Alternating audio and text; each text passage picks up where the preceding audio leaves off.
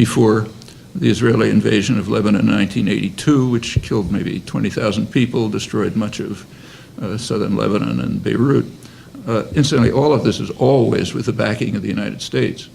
In Gaza and in the invasion of Lebanon, the U.S. provides the arms, the U.S. vetoed Security Council resolutions to try to call for a ceasefire. It's just steady, constant support for atrocities and violence.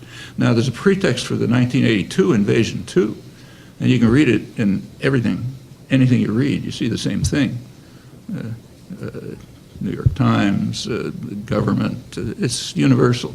Israel invaded because they had to protect themselves from attacks by the PLO, the Palestinian Liberation Organization, from Lebanon, which was making life impossible for people in the Galilee.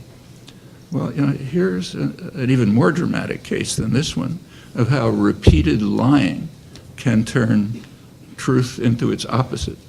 Fact of the matter that time, and there's no dispute about it, in the historical record at least, is that there was actually a US-sponsored ceasefire in the summer of 1981, and the Palestinians kept to it rigorously. Nothing.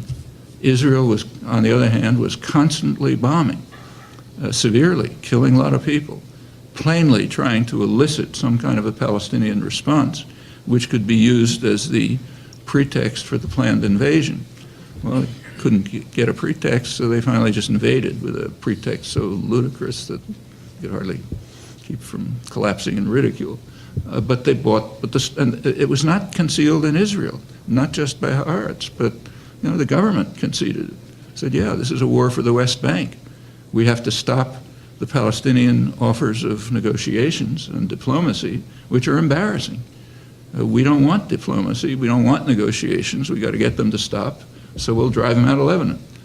And we'll call the operation Peace for Galilee, which is what it was called, and we'll count on the American intellectual community, media, and so on, to reverse the story, which is pretty much what happened. In fact, when the Israeli bombings were occasionally reported, it was extremely revealing. So there was one bombing, major bombing, I think around April or so, where they killed a couple of dozen people. And the Washington Post actually reported it for once and said something like, this is not a time for sermons to Israel, it's a time for compassion for Israel's anguish, when they killed a couple more dozen Palestinians with no pretext. Well, that's, you can go on with this over and over. It's not just the media, it's the intellectual community, it's the government, and so on. Since the creation of the State of Israel 60 years ago, presenting the Palestinian narrative, history, and rights have been met with highly organized protests. These are orchestrated campaigns that aim to hide the truth and stifle the debate on Palestine-Israel and the issue of justice.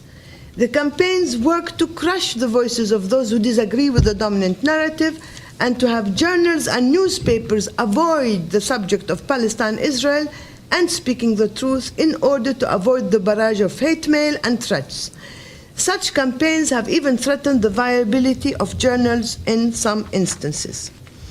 One such case is the case of the magazine World Medicine. In 1981, this journal published a piece describing the massacre of Palestinians in 1948 in Deir Yassin by the Irgun and Stern Gang Jewish groups, and under the command of Menachem Begin, who was Prime Minister of Israel in 1981. At the time of publishing the article, Begin denied that it had occurred, but the massacre and other atrocities committed against Palestinians then were later confirmed by the new Israeli historians as military archives were opened and historians could seek the truth. A vicious letter campaign followed the publication of the Deir Yassin article, leading to the resignation of Michael O'Donnell, the editor, and the closure of the magazine. This and other incidents remain imprinted in the consciousness of journal and media editors, so much so that they would rather avoid such harassment than speak the truth to power. One of the questions that occurs to me is, what is it that maintains that mentality in which power has to be used excessively as opposed to with reserve in the way that your president seems to be thinking of using it. And one of the things that keeps that mentality alive, I think, is a thought system or a pattern of ideas which sustains it. And it's a kind of cartoon of reality in which Palestinians are portrayed as terrorists, as backward. Was it Henry Selman said that what's the value of a democracy that treats its neighbours like dogs? There's a patronizing and there's a diminishing language and imagery used to describe Palestinians, which makes it all the easier to treat them as inhuman and not deserving of respect.